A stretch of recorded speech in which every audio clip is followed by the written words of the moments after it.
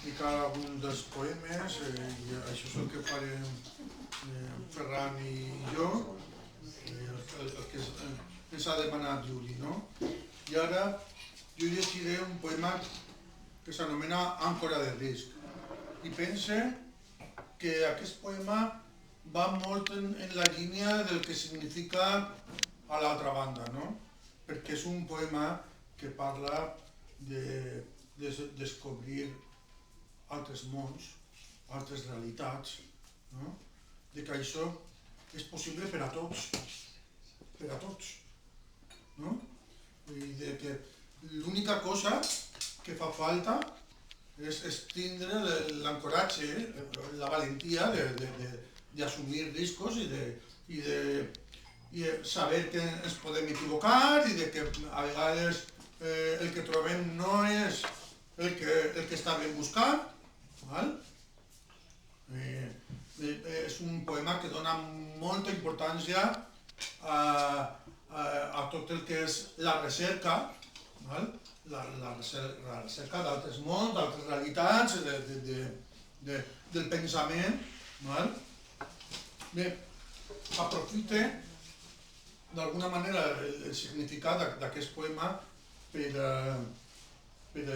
llegir-vos o per a recitar-vos uns versos que són de Khalil Gibran, que estan al pròleg del llibre, i que crec que van en la línia de lo que és aquest poema, i que diuen: perquè l'ànima camina per tots els viaranys. L'ànima no va en línia recta, ni creix com una canya. L'ànima es desplega com un lotus d'innombrables pètals. Bé, aquests versos valen per a tot el que és el conjunt d'aquesta obra, de l'altra banda, perquè d'alguna manera a l'altra banda significa això. Significa viure altres mons, altres realitats, no? O almenys la recerca d'aixos mons, la valentia, no? El voler donar el pas d'això, no? Àncora de risc. Constantment som invitats a la travessia mars extenses, cadena esquerpa, ocells que tallen camins incerts, trens freturosos de la fosca, rius ardits en bastant ribes, ens hi empenyen ara i adés. La placidesa dels estancs convida a restar moradors captius de fondes estimes perdurables. Tanmateix el cor, àncora de risc, es batec de peregrinatge. Constantment ens sedueixen altres terres. Fantasegem amb mons imaginaris. Tant som jurats al fer rutinari com a anhelar l'aventura llunyana. No és la màgia d'allò trobat, com el deler lluminós de cercar. Mentrestant, embastem un entrellat d'inútils pedaços arreu. Enllà, ençà, encontre i topada, encís i recansa, estima nova, amor vell. Això rai.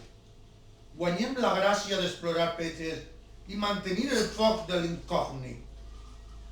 Tot plegat. Un maldisser acostar-se a Déu. Et sembla poc, idiota? Darrere immòbil?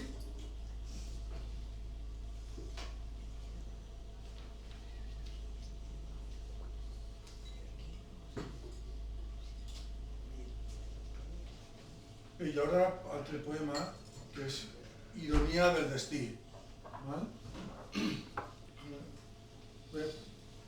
Penseu-nos una pregunta que s'han fet científics i filòsofs i molta gent, no? A partir de... Crec que el primer que va plantejar aquesta pregunta va ser Einstein, no? Déu juga als daus amb nosaltres? Això és una pregunta que s'ha fet en moltes ocasions. Jo penso que, independentment de la resposta que siga, el que sí que crec que està claríssim és que lo inesperat i lo contingent està present a les nostres vides. I és una cosa que cal acceptar. I jo penso que no fa falta que diga més. Ironia del destí. El destí bufeteja a cor que vols i ens deixa la cara feta un sant llapser. Així, Déu estrafà íntims desitjos. S'ho passa bé. Juga als daus amb nosaltres. La llibertat és un bé fora mida, pel que paguem un xec sempre onerós. Ja si resposta. Greu consciència de consciència despedaçada. Els filòsofs d'antany han cregut l'home per damunt dels altres regnes vivents. Intuït Déu, ni que fos un bri, com s'hagués vist el conte fals del mentir? Allunyat del ver, perdut, vagareja, i no sap com tornar-hi, retornar-hi, tasca del seny, m'empresa del record, flexionar la vida, repensar-la.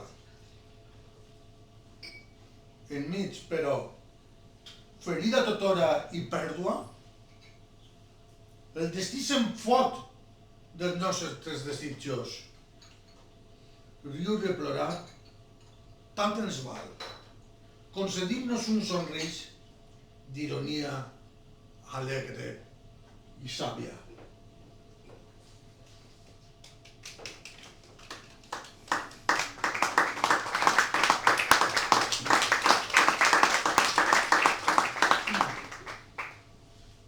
I el següent poema, assaig de poema, l'inicià en clau d'humor. És que és una mena de burla de Leibniz. Leibniz va ser un filòsof, a més de matemàtic i d'altres coses, un filòsof que va parlar de la causa eficient i de que el nostre món era el millor món dels possibles i a partir de la seva obra altres van fer burla d'ell, com Voltaire en la famosa obra Cándido i en aquest poema Juli. Bé, a més, em sembla graciós perquè, clar, jo he compartit amb Juli el que és l'àmbit acadèmic, no? És una burla, no? Perquè no és d'alguna manera el que desitjaven, no? Juli o Ferran o Carles, no sé, hi ha molts professors per aquí, no? O Alicia, Roser, no sé què pensareu vosaltres, no? Però per a Juli, des de la ironia, en aquest poema, el món acadèmic és perfecte, meravellós.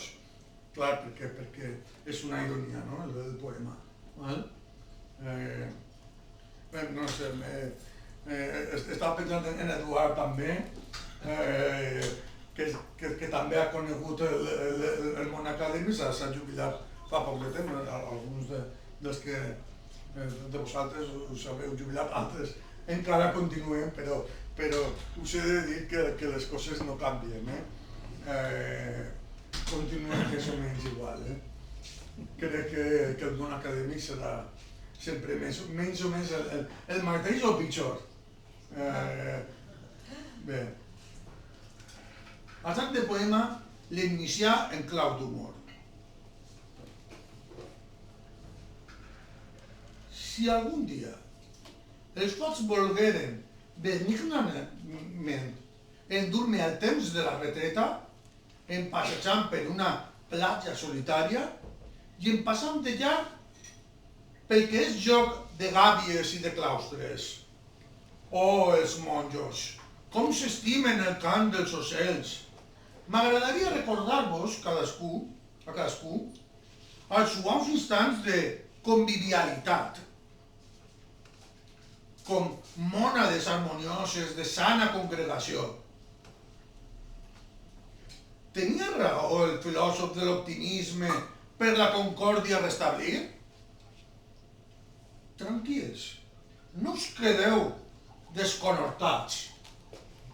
És a dir, amb la caboca tàrdola i el cor neguitós, als dubtes filosòfics vindran els nítids perfils dels poetes. L'oposició és l'amistat veritable.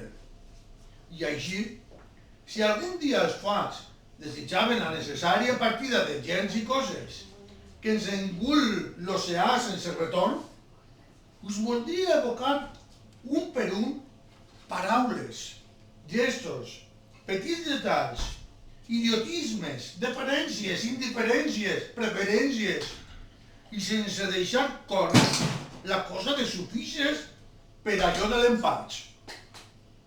Fet i fet. El noble afany de sentir-nos col·legues i la joia ara tot just compartida.